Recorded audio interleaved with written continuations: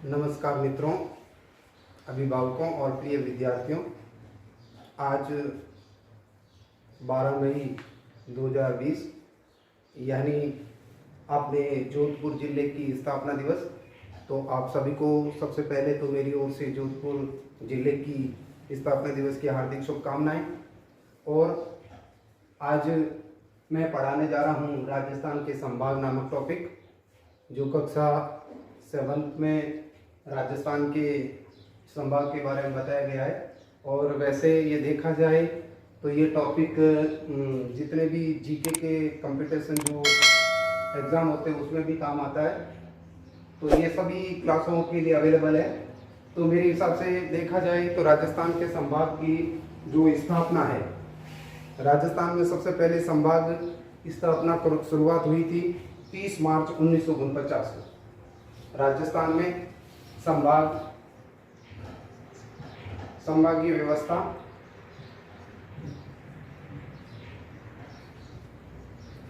30 मार्च 1949 में शुरुआत की गई थी। और इस समय हमारे राज्य के पहले मनोनीत मुख्यमंत्री श्री हीरालाल शास्त्री थे। और उस समय जो हमारे संभाग थे, हीरालाल शास्त्री के समय जब 1949 में 30 मार्च को जो संभागीय व्यवस्था शुरू की थी, उस समय हमारे संभाग थे 5। तो वो 5 संभाग कौन से थे? बीकानेर,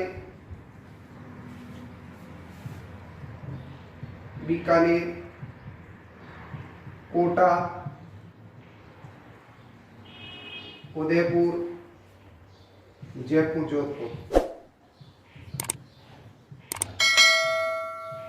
और जोधपुर। क्योंकि अजमेर संभाग था वो 1956 में बना था, इसलिए पहले कितने संभाग थे?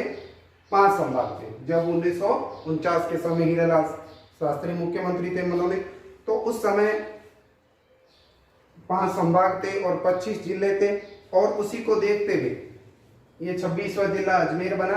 और अब बाद में देखते हैं कि इस संभागीय व्यवस्था को 1962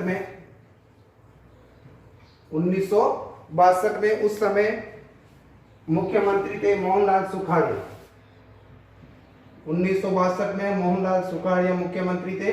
और मोहनलाल सुखाड़िया ने क्या कर दिया कि ये संभाग वाली व्यवस्था है उसको बंद कर दिया था। 1962 में इसको क्या कर दिया? बंद कर दिया था। किसने कर दिया? उस समय मुख्यमंत्री थे मोहनलाल सुखाड़िया। अब इसके बाद में क्या हुआ कि ये पुनः वापस शुरू की गई थी। तो ये पुनः वापस शुरू हुई थी 26 जनवरी 1987 में। 26 जनवरी 1987 में। और उस समय हमारे राज्य के मुख्यमंत्री थे हरिदेव जोशी। कौन थे? हरिदेव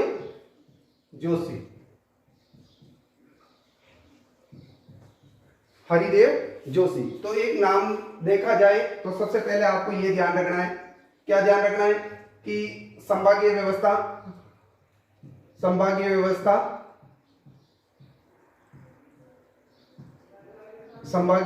कब शुरू की गई? 30 मार्च 1949। इसको बंद कब किया? बंद 1962 में। उस समय मुख्यमंत्री कौन थे? मोहनलाल सुखाड़िया। और इस समय शुरुआत हुई, उस समय थे हीरालाल शास्त्री। और उसके बाद में वापस शुरू की। तो उस समय मुख्यमंत्री कौन थे? पुनः शुरू कब की गई? 26 जनवरी को। पुनः शुरू कब की गई? 26 जनवरी को। उस समय मुख्यमंत्री थे हरिदेव जोशी। उसी प्रकार में आपको पता होगा एक नवीन जो 7वां संभाग, ये तो था अजमेर, 6ठा संभाग जो 1956 में बना। और 7वां संभाग था भरतपुर। ये भरतपुर संभाग है वो बना था 4 जून 2005 को। 7वां संभाग सातवां संभाग कौन सा? भरतपुर। भरतपुर ये बना था 4 जून 2005 में और इस समय मुख्यमंत्री थी श्रीमती वसुंधरा राजे सिंधिया। वसुंधरा राजे सिंधिया 2005 के समय राजस्थान की मुख्यमंत्री वसुंधरा राजे सिंधिया थी और इन्होंने ये जो 7वां संभाग भरतपुर है उसका विलय किया। तो इस प्रकार हम आज देखते हैं, ये तो टॉपिक मैंने बता दिया, उसके बाद में कौन सा संभाग छोटा है कौन सा बड़ा है उसके बारे में भी देखेंगे। लेकिन देखते हैं कि राजस्थान के अंदर जो संभाग है, राजस्थान के संभाग में देखते हैं कि 4 जिले वाले संभाग, 4 जिले वाले संभाग कितने हैं? जिसके अंदर 4 जिले आते हैं, 4 जिले, 4 जिले वाले कितने संभाग है देख लीजिए। 1 2 3 4, 1 2 3 4, 1 2 3 4, 1 2 3 4 यानी 4 संभाग। कितने संभाग? 4 जिले वाले कितने संभाग है? संभाग 4 कौन कौन से? अजमेर, बीकानेर, कोटा और भरतपुर। ये जो संभाग है वो इनमें 4 जिले आते हैं। उसके बाद में 5 संभाग वाला, 5 जिले वाला। 5 जिला किसमें, किस संभाग में है? जयपुर में। एक ही संभाग है जयपुर जिसमें 5 जिले आते हैं। बाकी 6 जिले, 6 जिले वाले कितने संभाग हैं? 2। एक तो है उदयपुर और एक है जोधपुर। और जोधपुर यानी आज 12 मई 1459 के दिन जोधपुर की स्थापना हुई थी। राव जोधा ने जोधपुर को बसाया था, तो इसलिए मैंने इस जोधपुर को नीचे लिखा है। अब देखते हैं हम ये देखते हैं कि अजमेर संभाग में कितने जिले आते हैं। तो अजमेर संभाग में 4 जिले आते हैं। कौन कौन से? अजमेर, भीलवाड़ा, नागौर और टोंक। अजमेर, भीलवाड़ा, नागौर और टोंक, ये 4 जिले हैं। इन 4 जिलों के आपको बच्चों ये देखना है कि ये सारे संभाग तो आपको याद करने, संभाग 7 हैं तो 7 संभागों के नाम याद करने हैं। लेकिन साथ में क्या करना है कि 7 संभाग के साथ में इसमें संभाग में आने वाले जिले कौन से उनको भी याद करना है। तो उनको याद करने के लिए हमारे पास आसान ट्रिक रहेगी अजमेर संभाग के लिए। अभिनाटो, अ का मतलब अजमेर, बी का मतलब भीलवाड़ा, ना का मतलब नागौर और टों का मतलब टोंक, यानी अभिनाटो। एक छोटी सी ट्रिक है जिससे कि हम इस संभाग में आने वाले जिलों को नाम याद कर सकते हैं। फिर नंबर 2 आता है बीकानेर। बीकानेर में कौन कौन से जिले हैं? बीकानेर, श्रीगंगानगर, चूरू, हनुमानगढ़, चूरू और हनुमानगढ़। तो इसके अंदर जो बीकानेर है, क्योंकि बीकानेर के अंदर आपको पता होगा कि करणी माता का मंदिर है और जिसमें सफेद चूहे ज्यादा पाए जाते हैं, तो इसकी छोटी सी ट्रिक है बिग चूहा। बिग चूहा, बी का मतलब बीकानेर, ग का मतलब श्रीगंगानगर, चू का मतलब चूरू और हा का मतलब हनुमानगढ़। ये छोटी ट्रिक है बिग चूहा। फिर आता है अगला संभाग कोटा। फिर कोटा संभाग में ये देखते हैं कि कोटा में कोटा, झालावाड़, बारा, बूंदी और ये जो 4 जिले हैं इनको याद करने की तरीका है कोजा बाबू। कोजा बाबू, अब कोजा बाबू को हम इस तरीके से याद करेंगे। को का मतलब कोटा, जा का मतलब झालावाड़, बा का मतलब बारा और बू का मतलब बूंदी। तो इस प्रकार से हम देखते हैं। फिर आते हैं भरतपुर। भरतपुर संभाग के अंदर भरतपुर, सवाई माधोपुर, धौलपुर, करौली, ये हमारे 4 जिले आए। तो इन 4 जिलों की छोटी सी ट्रिक है बस दो, बस दो, बस दो में भय का मतलब भरतपुर, सह का मतलब सवाई माधोपुर और दो का मतलब धौलपुर और कै का मतलब करौली।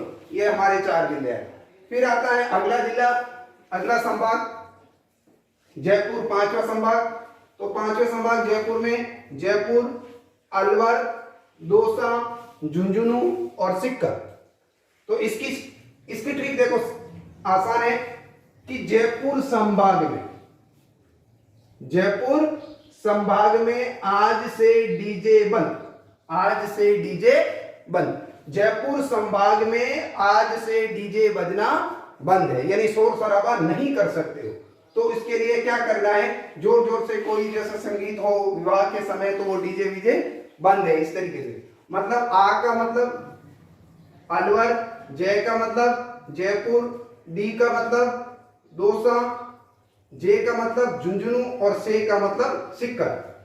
आज से डीजे बंद है। अगर कोई चाहता है तो उसको अलवर, ये सीकर को पहले भी लिख सकता है, इसमें कोई समस्या नहीं है, लेकिन आपको ध्यान रखना है कि ये जिले आएंगे। फिर आता है उदयपुर, और एक उदयपुर में देखते हैं। उदयपुर में ये है कि उदयपुर, बांसवाड़ा, चित्तौड़गढ़, राजसमंद, प्रतापगढ़, डूंगरपुर, ये हमारे 6 जिले वाले, ये 6 जिलों का संभाग है। इस जिले के संभाग के अंदर 6 जिले आते हैं। तो इसका शॉर्ट ट्रिक है उबा चीरा परडू, उबा चीरा परडू।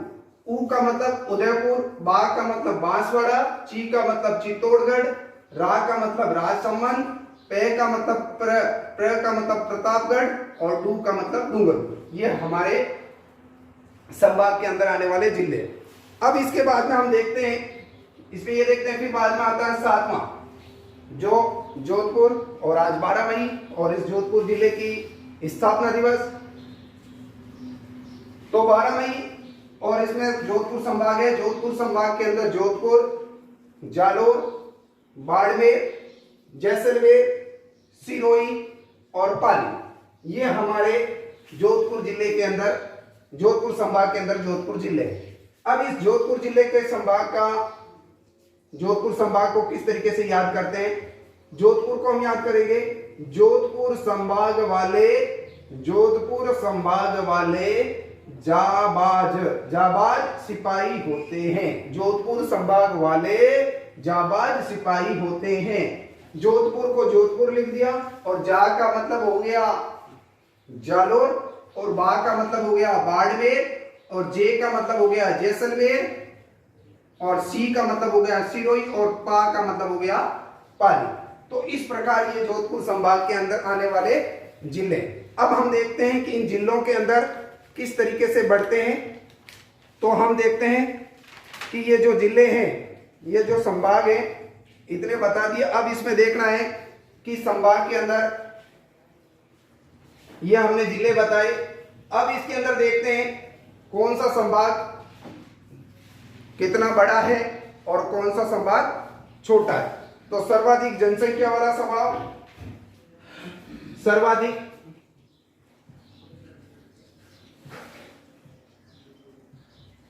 जनसंख्या वाला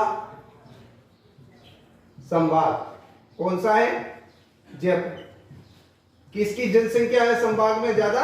जयपुर। किस संभाग की? जयपुर संभाग की जनसंख्या है वो ज्यादा है, और ज्यादा ही जनसंख्या भी है प्लस ज्यादा जनघनत्व भी, ज्यादा इसके साथ ज्यादा जनघनत्व भी जयपुर का ही है। जन घनत्व, ज्यादा जनघनत्व भी किस संभाग में है? जयपुर का। अब इसके बाद में हम देखते हैं कि कम जनसंख्या वाला, तो कम जनसंख्या वाला कौन सा है? कोटा। कम जनसंख्या, कम जनसंख्या किस संभाग की है? कोटा की। किस संभाग की है? कोटा की। तो कम जनसंख्या के साथ अब आता है कम घनत्व। कम घनत्व किसका है? कम घनत्व वाला संभाग है हमारे जोधपुर। कम घनत्व वाला संभाग कौन सा है? जोधपुर। अब देखो ज्यादा साक्षरता वाला संभाग, तो ज्यादा साक्षरता किस संभाग की है? ज्यादा साक्षरता वाला संभाग कौन सा है? जयपुर। किस संभाग में ज्यादा साक्षरता है? जयपुर में। तो न्यूनतम साक्षरता वाला कौन सा है? यानी न्यूनतम, कम से कम, न्यूनतम साक्षरता किसकी है? जोधपुर संभाग। किस संभाग की है? जोधपुर संभाग। तो अब हम देखते हैं कि नदियां, न्यूनतम नदियों वाला संभाग, न्यूनतम नदियां किस संभाग में है? यानी कम से कम न्यूनतम नदियां, न्यूनतम नदियों वाला संभाग है हमारे बीकानेर। बीकानेर संभाग में नदियां नहीं है, और राजस्थान के ऐसा भी जिला है बीकानेर और चूरू जिसमें एक भी नदी नहीं है। अब इसके बाद में हम देखते हैं कि ये होने के बाद में अब हम आगे की ओर देखेंगे। तो आगे में ये हो जाएगा कि जो अगला टॉपिक होगा उसके बारे में हम विस्तृत जानकारी करेंगे। तो अब आज का टॉपिक यही है, यहीं पर समाप्त होता है। तो जो भी कक्षा 6 से 10वीं तक के विद्यार्थी हमारे इस विद्यालय के जो विद्यार्थी है HRD इंटरनेशनल स्कूल डांगियावास के, तो वो बच्चे क्या करेंगे, इस संभाग की सारणी लिखेंगे, और इस सारणी के अंदर जो मैंने अभी ज्यादा जनसंख्या वाला, कम जनसंख्या वाला, इस संभाग की अवस्था की स्थापना कब हुई, इसको बंद कब किया गया, इसको वापस शुरू कब किया गया, और फिर बाद में ये संभाग की सारणी और इस संभाग की सारणी में कौन से जिले हैं, उन जिलों को एक अभ्यास पुस्तिका में लिखकर और हमारे विद्यालय के जो व्हाट्सएप ग्रुप है उस पर भेजें, जिससे कि जितना होमवर्क है, कितना आपने काम किया, इसका सबका पता चल सके। इसी आशा के साथ आज के लिए धन्यवाद। जय हिंद, जय भारत।